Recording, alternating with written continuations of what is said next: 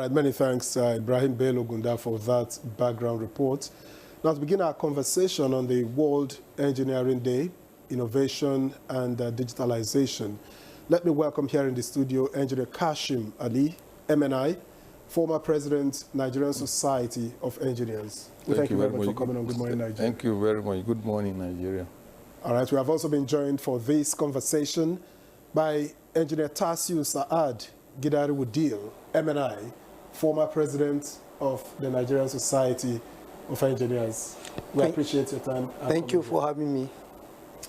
Also, we also have in the studio with us Engineer Nina Igwegbe, who is the President Association of Women Engineers of Nigeria. Madam, it's good to have you join us. Thank you. Good morning, Nigeria. All right. So let's kick-start our conversation this morning. Victor, you want to start off? All right. When we say smart engineering, Engineer Kashim Ali, what does it mean in practical terms? Of course, for Nigeria and for Nigerians. Okay, simplicity is a situation where we decide to integrate engineering and even the arts and other sciences. You know, previously they have had silos. When you see engineering being taught, people knew engineering only mechanical, civil, and electrical mainly. But over the years, we have had many others evolve out of them. And we have found that in engineering, sustainability is key. So for there to be sustainability, everybody has to be involved. Sometimes you need the journalist, you need the artist, fine artist, you need people. So to bring all together, that is, so for instance, you are designing a scheme, a building. It's important, for instance, to know of what should really be put. Who are the people coming there? What are their expectations? For instance, if people are coming to dance in that place, what are the things that appeal to those who dance? You see, apart from the making it structurally strong enough to hold them, there must be also something that depicts their kind of trade, the kind of things they want to do there. And then you also want to do, you know, hospitals. There are some sensitivities that have arisen over the years. For instance, now, when you talk about isolation wards, for instance, you're not thinking about just keeping people in a way that makes them look like prisoners. I want to put them in a way that makes them feel like they are just patients, no matter the level of their deterioration in terms of sickness. So you are not making people feel isolated and kept away. So the engineer is beginning to look, we belong to this world. We make the world move around. Because as it is said, after God is the engineers. So if God can make life comfortable for everybody, so we should also emulate God by making life comfortable for everybody that we encounter. Because engineering is about serving the humanity, using natural resources to create a livable environment. So that is where smart comes in. You bring in everybody who has a stake in any design or implementation of any design you do. Everybody who has a stake has to be involved. That makes it smart. If I have to do my own alone and wait, then there's no integration. And I like the fact that you say everybody has to come on board. You even talked about, and I'm imagining in my head, do we have journalism, engineering, or media? But is Nigeria at that level yet, where, you know, we can say we are truly integrating digitalization into our infrastructure development? In terms of knowledge, we are there. But in terms of application, we are still a bit far away. And the reasons are simple. You know, there has to be direct, you know, for instance, if I want to go into a place, I have to know what I want there, be certain about it. So I'm going, if I'm traveling, for instance, I'm traveling to Dubai, it's not just about going to see pictures. I must have something I want to do. At the moment you are sure what you are going to do, then you have your route planned and have your programs well articulated. But what we do in Nigeria, sometimes we act on impulse. You see some projects, when even their times are not due, because it interests somebody, they will just jump into such projects. And there could be those that are critical, that are abandoned. So that is the attitude. So that has kept us away from actualizing it. But knowledge, believe you me, and I'm not saying this because I'm an engineer. If you go around the world, there's no way you don't see Nigerian engineers helping others to actualize those dreams. They are involved. And home is home. And we all Nigeria, we know how we feel. No matter, even those who are brothers and sisters who are in the diaspora, if you meet them one-on-one, they cry every day. They want to come back. Look at what is happening in the US now. Many of them feel embarrassed because after contributing so much to the development of that country, all they get now is a humiliation of some sort. You have to carry their passport, carry their identities wherever they go, as if they are children. Some of them have been there for 20, 30 years, contributing. So if they were home, nobody would treat them that way. So they are ready to come back. So you say that's why, in terms of knowledge, both in-house and then for my colleagues, we have the knowledge to apply this thing. But there has to be an enabling environment. And environment is simple. Not even allow professionals to, not only engineering, because like I said, it's integrated. Allow people to practice what they know. Just guide them. When somebody says, look, we have to arrange, even the arrangement of seats now, there's a way to be done. It is professional. That is what the other countries have done well. Allowing people to do their job. It doesn't stop you from exercising your own powers, but let professional work be done. Let no politician go to the highway and say, no, do this road this way. Let nobody comes and say, do your railway this way. No. The reason why certain things are done. So those are our challenges. Okay. Thank you very much, Engineer Ali, for your opening shots there. You've talked about the need for sustainability and also infrastructure development. But let's come to Madam now. I want to get your perspective concerning the theme and how the smart engineering is actually contributing to sustainability and development in Nigeria, particularly in terms of infrastructure and technology. Thank you very much, Demola. I appreciate being here. And with regards to your question, so much is being done, just like my past president has said. And smart innovation, technology in today's Nigeria, we are not there yet, like my past president said, but we are doing so much. And the government is trying their bit, and especially the society. We can do as much as we can as the Nigerian Society of Engineers, but we can't go beyond our mandate. So be it as it may, so many people, so many outfits out there, organizations, let's take the real estate. There are so much smart innovations going on in the real estate. If you agree with me, yeah. So, and even here that we are, you can see it's not what you used to have 5 years ago, 10 years ago. So much is being done in this regard. So in terms of sustainability, we need to come up with policies. Political will should be there. It's not just dishing out money because today somebody has said we have to do this, but how do we sustain it? And that's what sustainability in infrastructure is all about. And in terms of innovation, I just want to chip this in. We as engineers, we are trying our best, okay? But in the institutions, it's so much of paperwork, projects on the shelves. We are not translating, and that is what we are trying to do. The president is trying to reset, being his mantra for the 2 years is going to be as the president of Nigerian Society of Engineers. So there's so much integration in technology, innovation, smart innovation, as it were. Okay. So if we come together as a body, like we are doing now, and so we'll be able to get there. So in smart innovation, the visibility is there. The women are also there trying to push, so I'll give that to us. So I think we are getting there. So innovations. When you say the women are there, what role are the women actually? Are they really pushing in now, like, unlike before?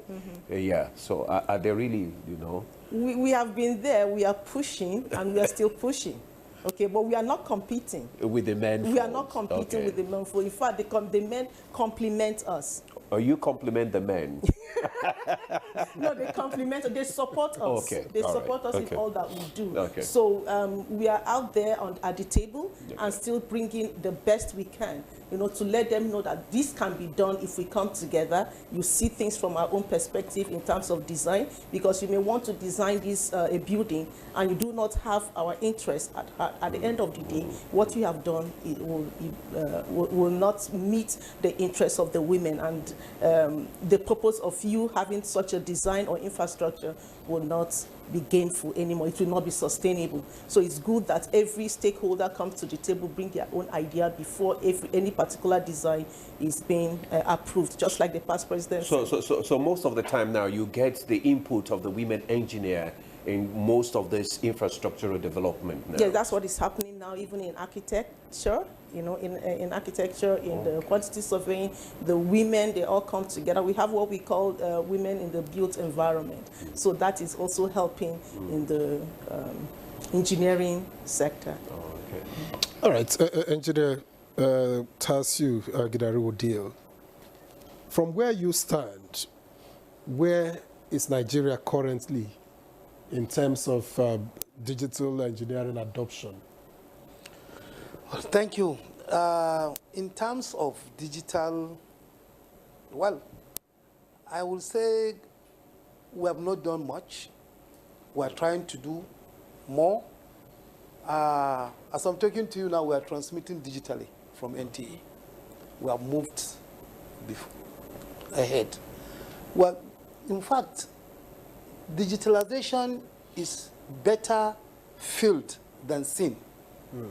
Because virtually what we're doing in digitalization is just to take a quantity that is continuous and make it into pulses. Why? Because you reduce interaction of noise, interaction of disturbance on it, so that it will perform the function it is made to do. So almost everything is being digitalized. In the fields of engineering, most of the engineering we see are the physical ones. Civil engineering, building roads, building skyscrapers, all those ones. Then you start asking, how does digitalization come into them? Digitalization come into that one in the design and optimization of the resources. You bring in green engineering, you bring in best ways to use those resources, and even the edifice that you have produced, how is it going to be used? So that is where digitalization and green engineering comes in. So the theme of this year's World Engineering Day is based around these themes. So we feel in Nigeria, yes, we are grappling with the normal engineering work to be done. Even the curriculum in the universities is struggling to make sure that we follow the standards that have been established some years ago by other jurisdictions. Yet, gradually, it is very easy to move in with digitalization because you have the system already, then you have to do to combat it. So in terms of this, the paperwork, in theory, in training, we are all aware of this. That is why you see Nigerians all over the world, they are excellent in their fields. Today, if you talk about optimization in the world, Nigerian engineers' names, just Google it. You will see names like Ehiaku, you can see names like Odili, all of them, they are there. So we are contributing. As our past president here said, that some of these things need enabling environment. And that's what we need. But what about the basics? I mean, we can talk on and on about how you're contributing. We can talk about, you know, the movement from point A to point B. But basics like how engineering can address water scarcity, for instance, can address, you know, flood management, for instance, that will mean something to Nigerians. Yes, we have that one. That one is there. As we said, you need the enabling environment. The fact that you have the knowledge, you may not have the resources. You may not have the resources. Somebody else is having the resources. And our own is to advise. The Nigerian Society of Engineers has been doing that. And just recently, just 2 days ago, or was it yesterday, federal government inaugurated a committee under the leadership of the president of the Nigerian Society of Engineers on revamping faculties of engineering in some selected universities. Federal government believes in us. Now that they say, okay, Nigerian engineers come and lead this and make sure that these resources are being used in training. So we want something replicated in power supply. Can you challenge us? What we lack is being challenged officially.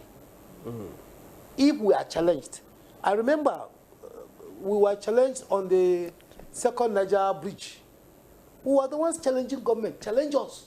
And yet we have not seen anybody coming to challenge us. Nigerian engineers come and design this thing. Can you build it? Okay, we don't have the money. You have the resources. We will do it. So for me, and for most of us as engineers, we are ready to serve.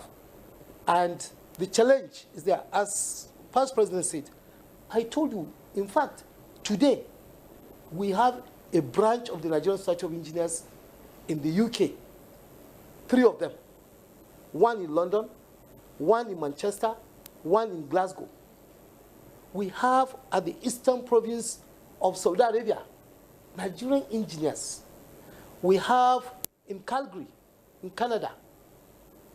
And many more are coming. Nigerian engineers are there, working in those places, high places. But for those of us here, some of us are working remotely. Some of us are working remotely. And some of the systems that have been designed, Nigerians are designing them from here, today. Okay. Yes. You talked about the issue of digitalization earlier on, and Yes. I want to find out, is digitalization dominating other areas of engineering now? Yes, it's everywhere. You can't do without it. So it's dominating. It's dominating. Okay. You can't do without it. In fact, you can not do design now without computer. That is the basic digitalization. And the focus has moved in terms of thinking towards digitalization and smart systems. Okay. All right. Engineer Ali, well, we're still talking about, you know, this issue of the smart engineering. Give us example of this smart engineering project in Nigeria or Africa that are really giving us kind of making a significant impact. Okay, thank you very much. Before I get, there was a question you asked about, you know, real projects that have solutions that Nigerians have provided. From way back, I'll give you one example. Luckily, people are old enough to know. If you are going to the east, before in Makurdi, you had only one bridge, the railway bridge. And then there was a second bridge that was done. That bridge was done by wholly Nigerian team. The government then challenged engineers, so then they formed a company called ROCON, Road Construction Nigeria. Okay. Its government owned it with Nigerian engineers. They built that Makurdi bridge that is there from around 78 or so, and it's still there till today. That bridge, that was done. Way back, Ogumpa flooding In Ibadan. in Ibadan was a huge problem. It took Nigerian engineers, you know, they used to engage foreigners to come and assist, and I knew about it right from when I was in school. I had the privilege of being part of that solution. Okay. We have also, even in Abuja here, you know, there used to be flooding of Kubwa Yeah. over a long period.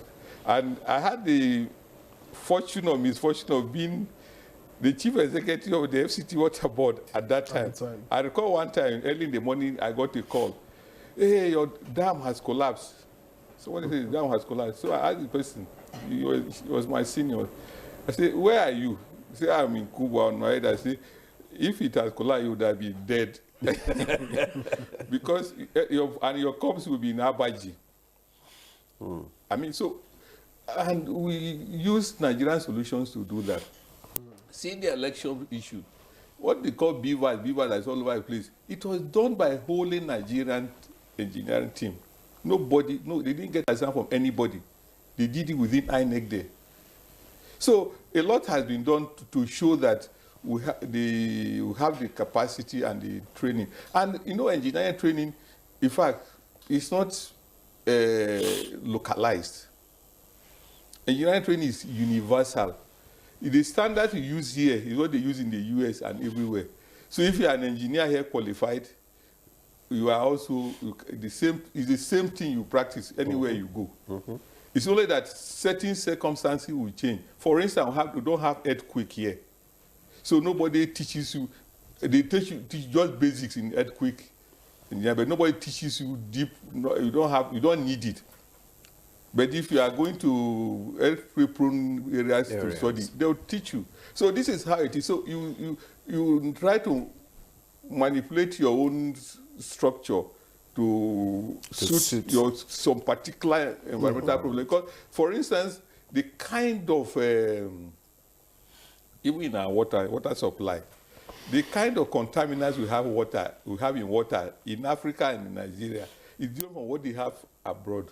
But that one is mainly chemical pollution. So you need solvents. Here we have fecal contamination. We have so we need to also look at the solution that will take out the E. coli and everything out of our water. So you do that's the only those are the only difference. So now, having said that, you see, because of the globalization issue, that's why Nigerians are excelling, and the Nigerian spirit is that whatever they want to do, usually, you know, coming from a poor background, you're always hungry for every, you know, if even we're not only hungry, we are rugged. Yeah, you are even hungry for knowledge. No, when you're hungry, you're hungry for knowledge and the skills to excel, because you know that this person can wake up one day and say, I don't want you again. So for the short period they are there, you want to maximize. So in terms of acquiring sufficient skills, that's why even when you go to school, you see children who are not doing well in Nigeria, when they go abroad, because your father will tell you, you know, the money I have, after, if this is all the money I have, it's only enough for you to go through. If you don't pass, sorry, you are finished. That attitude is there. So that is it. So let me come to your question. Can you repeat the question? In explaining this, I lost count. I just asked the smart engineering project in Nigeria and the impact, you know, the significant impact that it's making. The smart engineering projects in Nigeria are mainly in the private sector. Okay. You know, especially at a time in this country, the private sector was allowed to excel, to do things, and you see all kinds of structures that are coming, especially in Lagos. Most of the buildings you see in Lagos are smart buildings. Okay. And most of them, I know some of them, but since they are private, I don't want to mention it so that I don't say. But in the area of buildings, we have a lot of smart buildings. There are also some traffic infrastructure, traffic engineering infrastructure in Nigeria, so that are also smart. They are beginning to, in high, and again, I'll use Lagos as an example. There are some areas where, you know, the traffic management has advanced.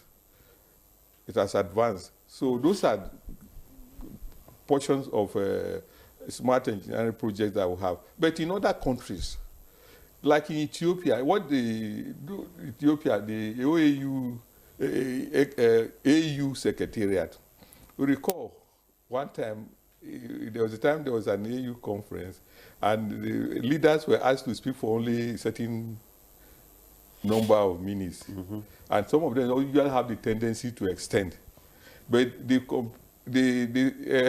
program their speakers so that when you start speaking, once it's time, it automatically cut you off.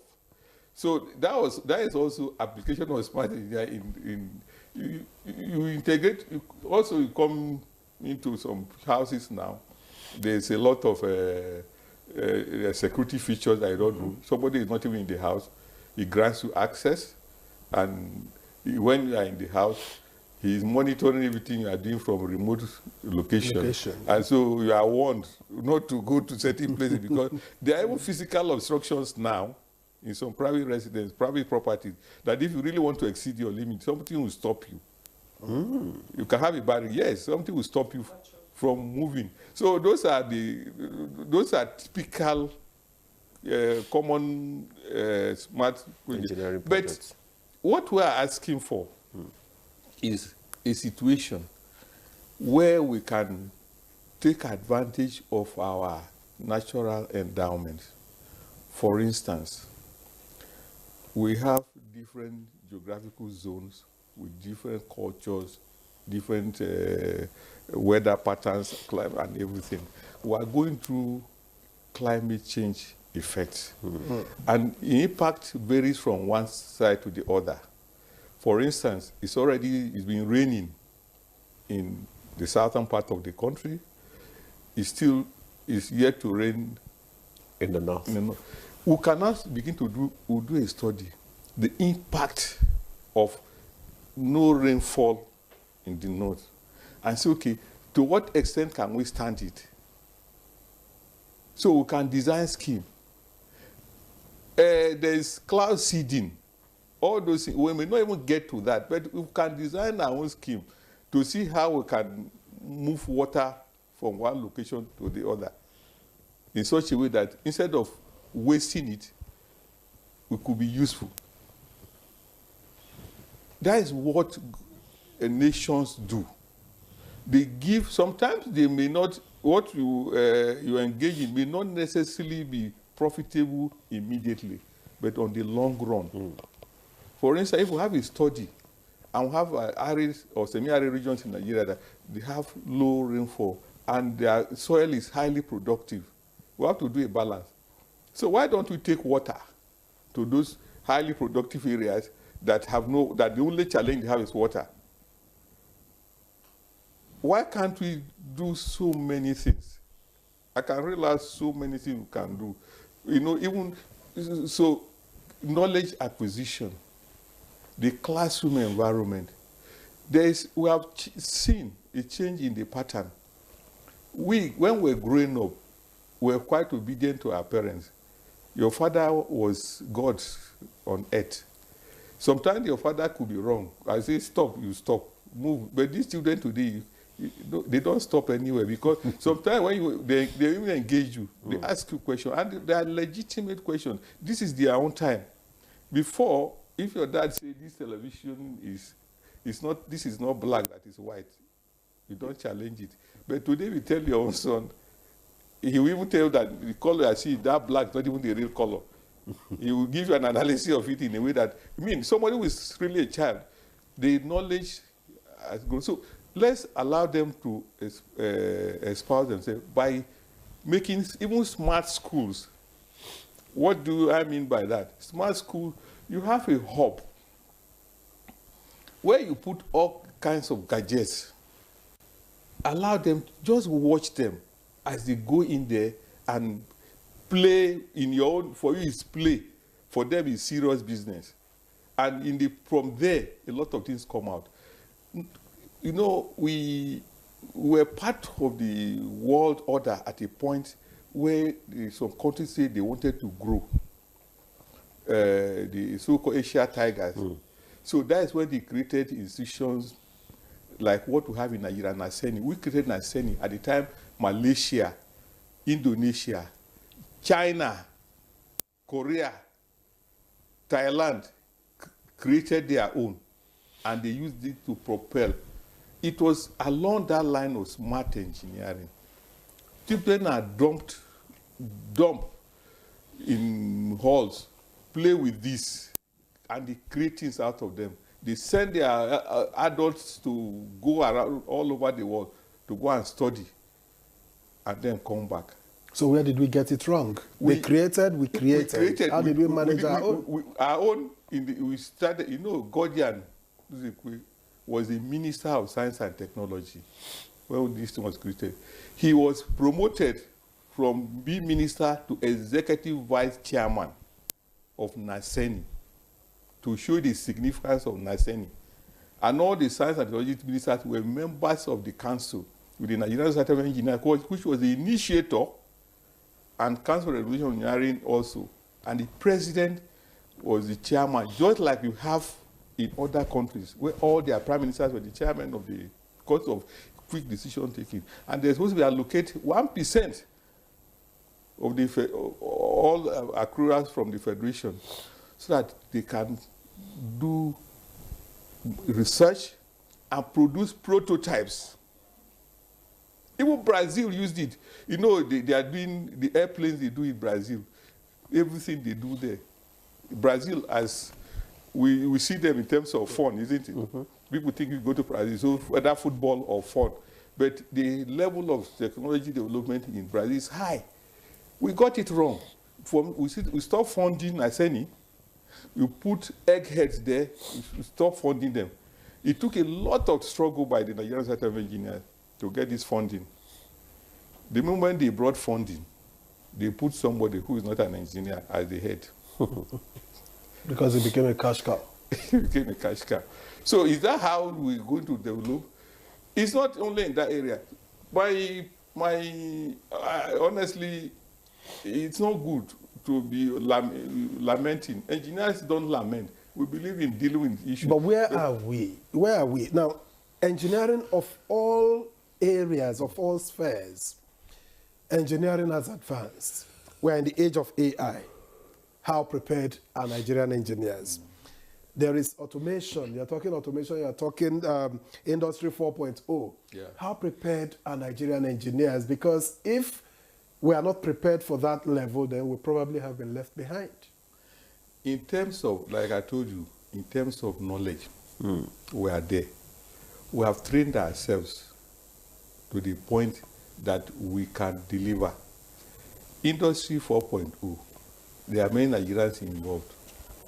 I'm even involved. I was invited from here to Pakistan as a guest speaker. Something that cannot even happen in my own country. In Industry 4.0. As Pakistan is a nuclear nation, so you can imagine the level of development. There are many people. I'm not even high up. There are many people. AI application, not ChatGPT. People have moved on. Tassi, when he was president, you will have a whole floor in the NSC Secretariat that is smart office, such that you have any ideas, there's enough for you, enough space for you to play with it and get something out. Even government is invited to come and have also get involved. Because, you see, the thing with engineering and technology, the idea is, how you get to solutions are not always by, not by putting your legs in water to read, and sometimes it's about you lying down and dreaming and getting up at odd hour to begin to say, okay, this, how does it work? You come and analyze it and maybe get a solution. Share it with others, and they say, oh, it makes sense, let's push it. You push it to a place where there are many things. You see, we are not restricted. I mean, Nigerians are not restricted. We are like other human beings. Not that the same way Nigerians generally are not restricted. Look, if they bring in people from CNN to come and work in NTA, they'll fail. Why? Because you don't have facilities to make them work. It's because of your own creativity in Nigeria that you are able to deliver quality service on the screens. Have you gone to any, I'm sure you have gone to training on some of this. Go to that place and how the equipments are. I've had the privilege of seeing some of them. You see, so we have, even, there's no thing we don't manage in Nigeria. That's but true. the painful thing is, why do we manage the critical things? We manage people's health. You go to a hospital, even snake bites kill somebody in Abuja. It doesn't make sense. Even when in the village, they have medicine for snake bite.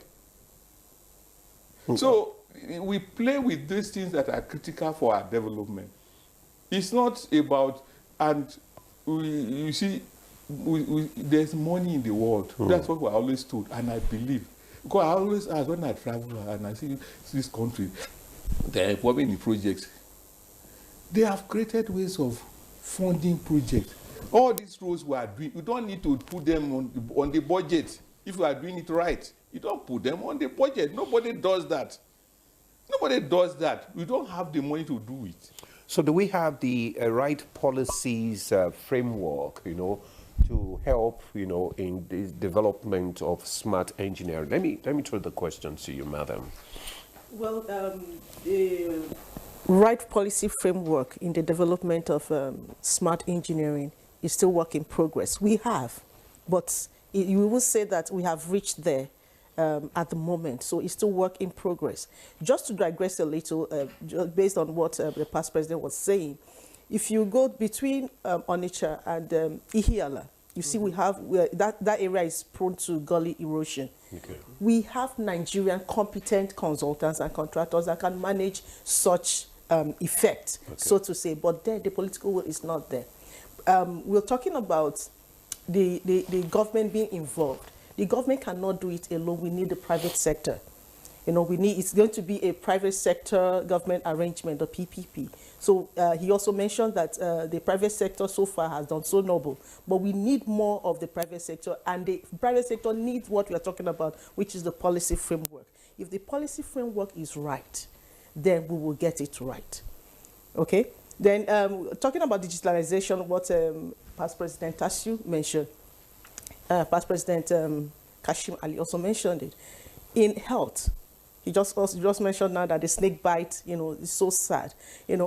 Digitalization is also in health, in agriculture, where you have virtual fencing. You can leave your cattle in the field. You are not there, you don't see the fence. But once these animals get close to the marked out fence, there is that simulation that tells them you can't go beyond here. And that way you are able to monitor your ranch or whatever you have in the farm from your house. You can water your farm from your house. So all those things are already in place. But they are so we can use, the smart engineering can be used to resolve this issue of cattle headers, clashes and all that? To a large extent, To yes. a large extent. Okay, go ahead. So we can use that, and the drone technology is already here, and they are already in Abuja. So, and government, I believe, they are doing something with such companies. But what we are saying is that we need to do more. Give us that enabling environment. All these things, if you see, they are working on, they are internet-based, most of them, because you have the coding and everything on it. Then you need power.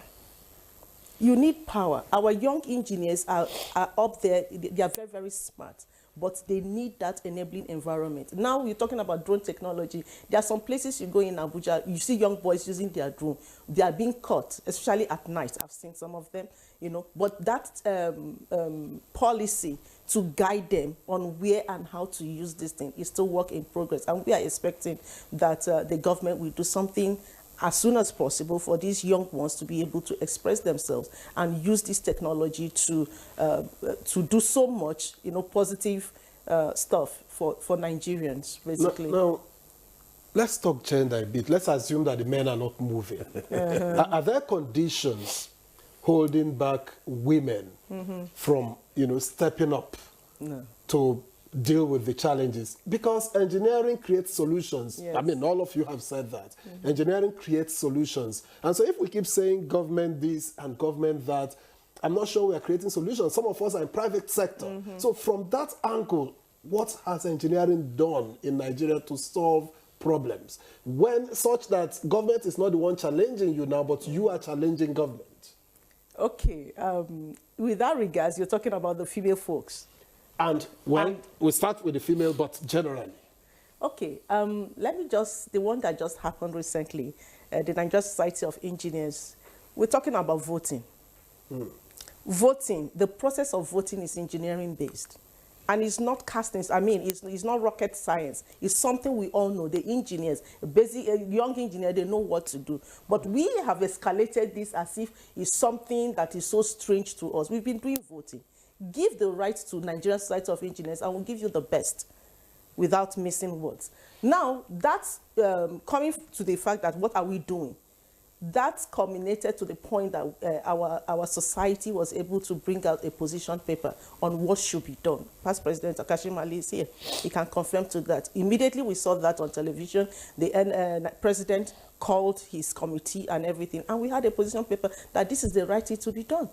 The first time we had online voting was during the time of Engineer Shehu.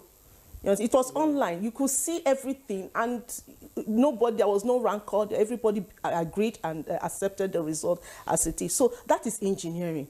So if we are really out to take what we are bringing to the table to be the right thing, then we should have confidence in the Nigerian engineers. If we don't have confidence in the Nigerian engineers, then we have already killed the idea even before we get the results. Are there barriers holding women back?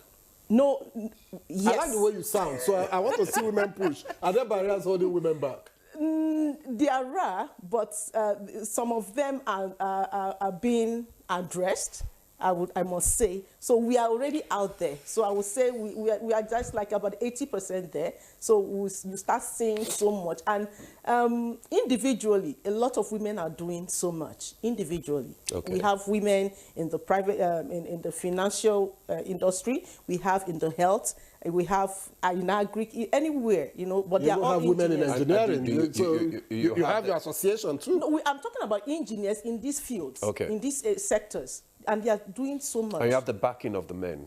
We have the backing of the men. And I must say that during the inauguration of the president of Women Engineers, which is me, on the 7th of February, my president, Engineer Ali Masir Rabiu FNSC, he was there, and his speech, somehow, he spoke. And I could see it aligned with the mandates that we have. He said he's going to support the women engineers. So I don't think he's going to relent on that. So congratulations on your election. Thank you very much. Okay, Engineer Tosil, let's get your perspective on the fact that is the engineering profession getting enough initiatives, from government when it comes to taking helping to promote this smart engineering that we are talking about? Well, initiatives from government, we say yes and no. Generally, engineering, we have received support from government, different governments at different stages. As Engineer Past President Ali mentioned, we were able to convince a military government to establish Neseni. And along the way, up to now, there are some pockets of things that have happening. Last regime, we were able to get, through the Minister of Science and Technology, who was one of our members of blessed memory, Dr. Obonaya, were able to get the executive order on executive order 5 for the domestication and use of local engineering services. Then there was 7, I think the order 7 again. And recently, we have Buy Nigeria. This virtually you are saying, when you say Buy Nigeria, it means you are empowering engineering. Okay. Because not over 70% of products are being produced by engineers. So you are saying, please take Nigerian engineers, employ them, use them, and so those initiatives in terms of engineering are there. There are agencies of government that are responsible for digitalization. NIDA is there, Digital Bridge Institute under the Federal Ministry of Communication and Digital Economy, and so many other bodies that engineers are involved in engineering, and we go there to even develop some of the products. Privately, we have some innovation hubs in this country that are owned by private bodies that are also encouraging engineering. Some of our members were able to even come up, establish their own innovation hubs and involve communities around them. Right from primary school, some primary schools, they teach them robotics. Yes. In fact, I know one in Kuje where his neighbor is an Islamic school, Islamia school, and he incorporated robotics in their curriculum. That all the time, as we all know the procedure, when you want to catch them young, you allow them to go and play. For you, they are playing, but for them, it's a real business. So they go and do and learn their own robotics. And those children are superb. And you'll be surprised what they have been producing. So my concern is not only digitalization. The out of school children in this country is alarming. Most of government schools are dilapidated. You cannot go and stand in some of those classes. Stand. There was supposed to be a reunion in my primary school. And my colleagues, I told them, okay, I will not be able to attend, but let's fix it for another day. And yet, some of them went to the school. And they came out crying. No single seat in that school. So how do we expect children to learn? How do you expect to produce medical doctors from those places? Engineers, pharmacists, whatever, journalists. How can you produce from those places? Where are the fundings? Where are the fundings? So Nigeria government and our leaders need to wake up. All right. To wake up and look at those things. All right. Let's take some messages. We have a few messages, Ademola, from Muhammad Awal Musa Afamai in Kano. Good morning, Nigeria, he writes. In what ways can engineers and community development workers in Nigeria collaborate to design affordable, climate-resilient housing that utilizes locally available and biodegradable materials? That's one. And from Engineer Oyedeji Abioye in Jos, he said, thanks, Engineer Woodil. Truly, we are not being challenged. Even paying us for the little services rendered becomes difficult.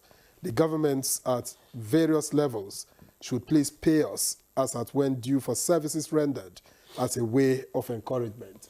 Maybe Engineer Ali can respond to that. In terms of using local available materials, there's NIBRI, Nigerian Building and Road Research Institute.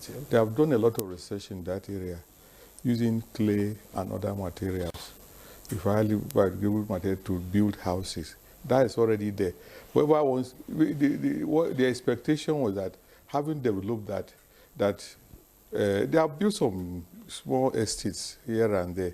But if there was massive funding, like if the states were keen in, for instance, because those are things that are on concurrent list, if states were keen in, they could take those technologies and apply it to their rural areas to improve their standard of living. So that is already there, you know. and a lot more, as you know. Like I said, even in terms of private initiative of engineers, we talked about that local robotic class around the Islamia. There's an engineer, you know him, Dr. Bindir, Yeah. who developed, in I think he came here with the it slate. Yeah, these people, the Malams use slate, they write, and so he decided to incorporate a digital equipment on the slate. So you are still holding the slate. So nobody can say you are not holding a slate. But the slate now is more advanced.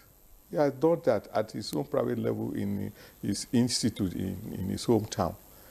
A few people are doing things like that are not celebrated because they don't have the opportunity of even showing them off, because the cost of doing that will be high. So they only remain where they are and then try to make life comfortable for people. At the end of the day, everywhere in the world, the standard price is that it's government that drives engineering processes. Because the initiative is, you see, like I told you, engineering solutions don't come by heart. Get up, put your jeans and sit down. They come from wild thoughts sometimes, and they can come anytime. Sometimes they work, they don't work. Only government can apply, that's why I have research and development funds that people can access. Once somebody comes and shares his dream, and you can make sense out of it, you allow him or her to go and explore. But you've had representation in government. You talk about government is not doing enough, but you've had representation. Are you satisfied? When I say representation, engineers, professionals, well, of course, for instance, thankfully, the Minister of Works today is an engineer. He's been governor. Do you have satisfaction with the representation that you have in government? Well, I have been the leader of engineering family in Nigeria, so I cannot bring down any of my colleagues. But I have challenged some of them directly on occasions. Why? And they will tell you they cannot do beyond that. Okay, they cannot do beyond that. We'll take a pause now. When we come back, the conversation will continue. Stay with us. At 10:05 p.m. This is Reshaping Democracy.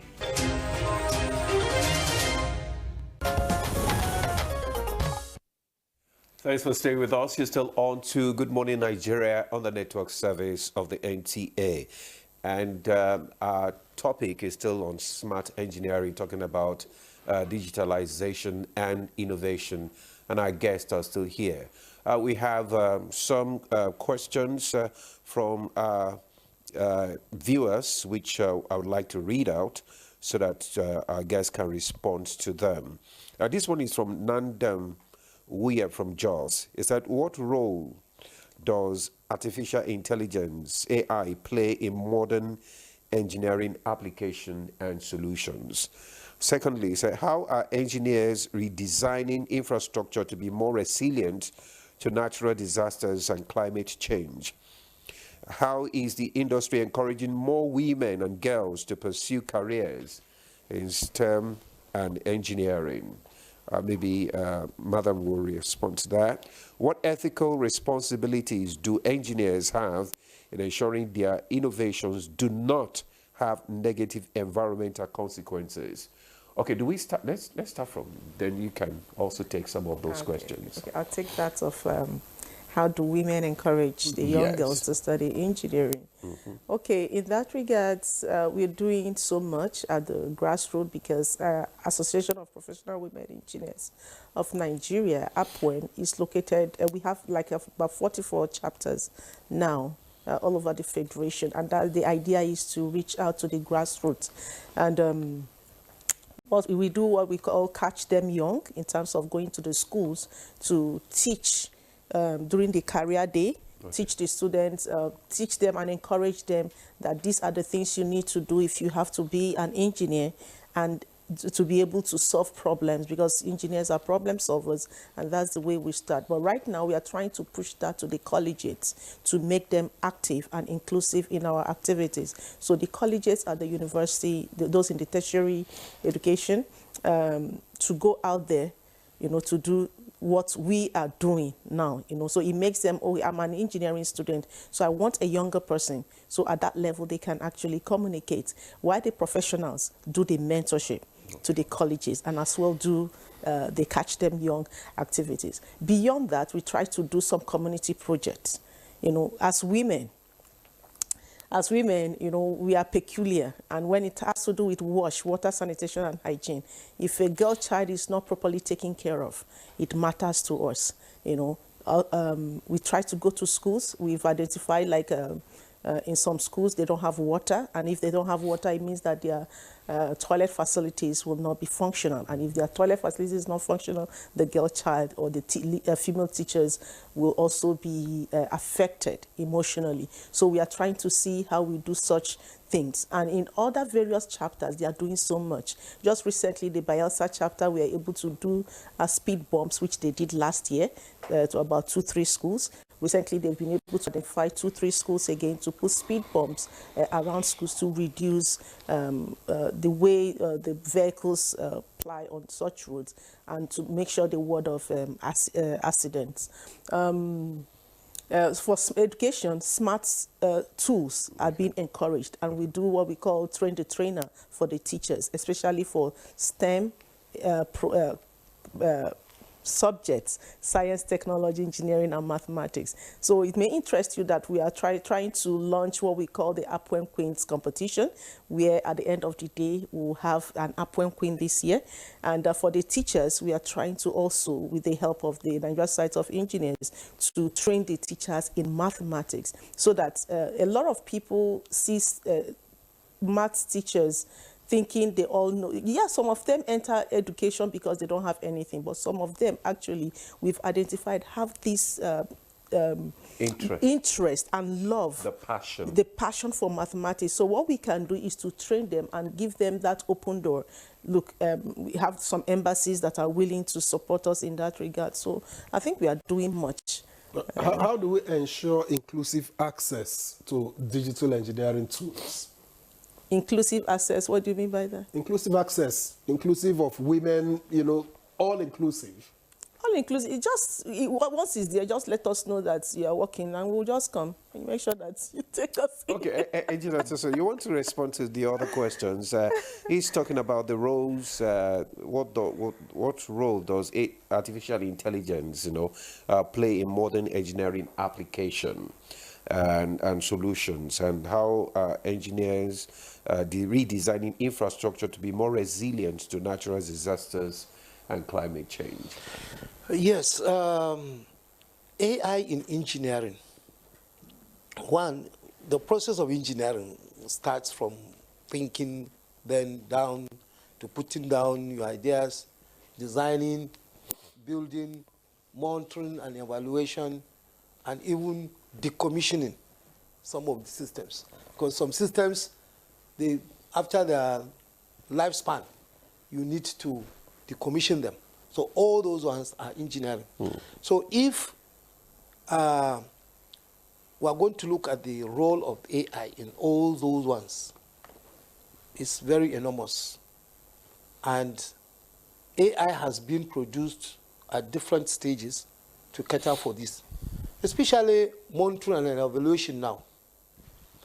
You have a lot of instrumentation that is involved in systems like in power plants, in oil and gas, in refineries. Those instrumentations, they are being modernized with AI systems that will be able to predict some failures, act on them, advise, and for monitoring systems. So they are being used. And engineers are also, while they are designing, they are incorporating some of those things. Okay. So there are ethical issues with AI, definitely. There are ethical issues. And some of them are being addressed by some laws all over the world. What are some of these issues? There are some things that AI can be used to bridge some laws. Some man-made laws. So when you are doing your own design, okay, let me give you an example. You have a system, you are designing a system, a biomedical system, where the system is going to test a patient for something and give out a result. If care is not taken, that system can be designed to give a wrong diagnosis. They can do it. It's just coding. By the time someone does not have the ethics to do that, then there is that issue. So those ethical things have to be incorporated. Recently, a friend of mine had his brother diagnosed, and the person used AI to give out a result, and the wrong medication was administered by the doctors. And unfortunately, or fortunately for them, they were able to detect early. And that's a big challenge now, yes. because most of the time you go to see a medical practitioner, especially the younger ones, you see them on their phone or on their tabs trying to, Google or find out from AI how they should go about it. Should that be it now? Is that the ethics now? Is that what plays out in the profession now? No, not exactly, but some of them. You see, I use AI. I use AI very well. And I can tell when the AI is telling me lies. Of course. Because you have to have something. Yes, because I have the knowledge. All I needed the AI is for fast work. And I check my answers. You cross-check. Yes, I cross-check. By the time I cross-check, I can easily fix and say, this answer is wrong. And when I go back to that AI, it will tell me, sorry, let me check again. So those ethical things have to be, and are those small printouts for the AI system, they will tell you the AI is not exact. So the systems is, well, AI, most of those things started with big data. And those big data started with what we call expert systems. Expert system is just the combination, the accumulation of the experiences of people in the field. They keeping them, then they now go back to them. If you remember, some years ago, if you go to a medical doctor, they usually have big books. Piles of books. Books. They have books. When you tell them this, he will go and open it and start looking, and he will see, he will give you, from there, he will tell you, he will write your prescription. That is what is digitized. That is the digitalization. So they also refer to those things. But their own experience will help them to say, no, if I give this man, that's why they will keep asking you, do you react to Fancida? Do you react to this? Do you react to this? Then they eliminate and give you your own something. So likewise, in solving that problem. Please, let me chip in. The person who asked the question, whether Nigerian Society of Engineers or Nigerian engineers are involved in collaborating with non-governmental bodies to design resilient, climate-resilient bodies. The Nigerian Society of Engineers, for over 7 years now, we have come up with policy. All our branches and divisions have been mandated to produce at least one community engineering service project. Okay. We just went to one village, Orozo. Okay, Orozo. And in fact, when we were going, some of the big people we took with us started complaining that we know this place is far and we're taking them there. Fortunately, we were there and they were very happy that we have gone there. A branch here built a power supply, motorized solar-powered water supply in a primary school. Those are some of the projects we are doing. Contribution to society. Yes, contribution to society. And we encourage all the branches, over 100, about 100 now, including those diaspora branches. They can come back and pick a place in Nigeria and do that project. And the aim is, one, identify an engineering problem in a community and solve it. Provide solution from design to commissioning. Then involve young engineers in that design. And by the time you solve that problem in that community, you already have a big project. Then those young engineers have learned from the design to the building. So you are using it to train young engineers and at the same time serve communities. And you can get your fundings from anywhere. We don't have the money. The branches don't have the money. But we reduce the cost of that project by providing free consultancy services, free supervision. And someone else will say, okay, let me provide the materials for you. Okay. And we have produced so many projects in this country. Like I think that's something to cheer. Yes. But let's talk solutions too. It's part of the solutions, Engineer Kashimali. What reforms would you say are needed in engineering regulation and standards? Well, engineering is always evolving. So regulations are also evolving because if there's nobody that is most dynamic, it's engineering. Because some solutions you have today become obsolete the moment you declare them. So there's a lot of that needs to be done and is being done. That's why, like in Koren, we continuously work. You know, Koren at a point realized that engineers that were living in Nigeria who's going abroad were doing excellently well. So what is it? So it means it's not a problem with our capacity to learn.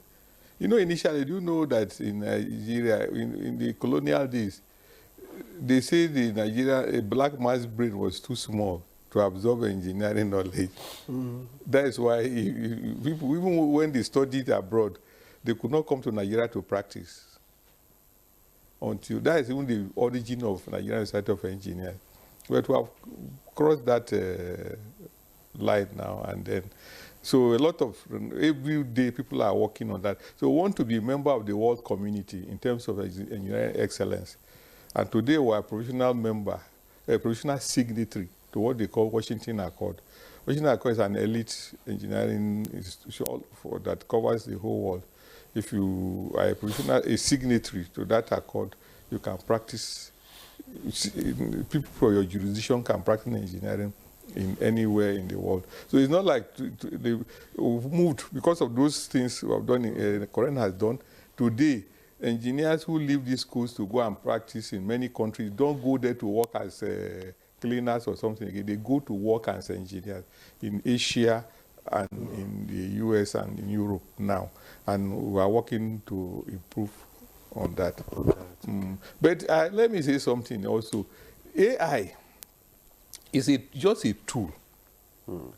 You know, it's all these things derived from the incursion of computer into our lives. So many things are evolving from there. You know, we had the Internet of Things, big data, all manners of things. Those things have come together to create an octopus. That the ethical issues, you see, there's the issue of invasion of privacy. Even like the smartphone we carry, those are products of all those evolution. Your smartphone can do more than you even think. You can put it off, and somebody can still use it to monitor you. In fact, you put on your phone, and your phone will record you and transmit it to somebody. So that's why they always say, be careful when you put your tools. And for women also, it has been used to embarrass them. A woman will go to the hospital, for instance, somebody will put a discrete camera and invade their, then they see their pictures being sold on the internet and all that. So those are the ethical issues. Today, because of all this evolution also, there's something they call peace engineering. It's still evolving. I got to do peace engineering now. Even the application of warfare, engineering, deployment of, there are some machines that you can develop with AI. AI helps you to fasten your production of everything. You can develop something now and use in warfare, and they create misery for the world. So those are the ethical issues that is why some people are also bringing it. Look, let's do peace engineering. The curriculum is being developed right now. It has really advanced, so that people will even study. So peace engineering is how to not to use engineering knowledge to cause destruction. All right. All right. Thank you very much, Engineer Ali. Madam, as we begin to wind up now, what advice would you have for young women considering a career in engineering or technology? Okay, thank you for that question. My advice would be that they should have an open mind and know that they are going into a male-dominated environment. And when they get there, they should not feel intimidated. They should do what they have to do. So if the guys are doing 10%, they should do 20% to just be there. Well, when it comes to intimidation, they will be intimidated. When it comes to competition... Were you intimidated? Yes, I was. And I happened to be the class rep, so So how did you overcome the intimidation then? Well, I think I had a good relationship with all my boys in the class. Had a good relationship with them. So when you get there, put your best and put your best foot forward, and I think that would help them to achieve whatever they want to achieve, and also have a mind that they are in class to be a problem solver. So at the end of the day, you identify a problem, you'll be able to solve it, and you are relevant in the system. All right, Engineer Tasiu, we are winding up, and this probably consider this your closing remarks. What would you encourage if you see young people who want to be engineers? What areas of engineering would you advise, as priority areas for Nigeria at this time? Well, the net is very wide now. Priority, honestly, I will feel all areas in engineering are priority. But they have to embrace digital side of it, open mind, be honest, and hardworking. Let them understand that engineering is not a certificate to get rich. That is the main problem we're having with young people. It is a certificate to get involved. You may not be able to be rich as anybody you can think of, but you will not stay poor. You will definitely have something to do, and if you keep your honesty and hardworking, the sky is not the limit. Let's take our last minute with Engineer Kashim Ali. In one sentence, what must Nigeria do differently to ensure that engineering drives a sustainable future? Nigerians must trust their engineers, because in the first instance, those who became engineers were about the best in class. You cannot have your best doing so badly. Trust. Nigerians must trust engineers, and Nigeria will be great by trusting Nigerian engineers. All right, I'm sure that doctors will tell you that those who do medicine are the best in class, and many other fields will challenge that. But Engineer Kashim Ali, MNI, former president, NSC, we thank you very much for coming on Good Morning Nigeria. My pleasure, Victor. Thank you very much. Let me also thank Engineer Tasiu Saad Gidari Udil, MNI as well, and former president of the NSC as well. We appreciate your time, and we have two former presidents. Yes. And maybe one that will become president and past president. Currently, she chairs the women end of it, Engineer Nenna Igwebe, President Association of Women Engineers of Nigeria. We thank you for bringing the gender balance. Thank you very much. We appreciate your time. Thank you. All right, that's Good Morning Nigeria for this midweek. We thank you for watching. Tomorrow is another date. Let's keep it. I'm Victor Azwan. I'll see you then. And I'm Ademola Adeoye. Do have a fabulous day.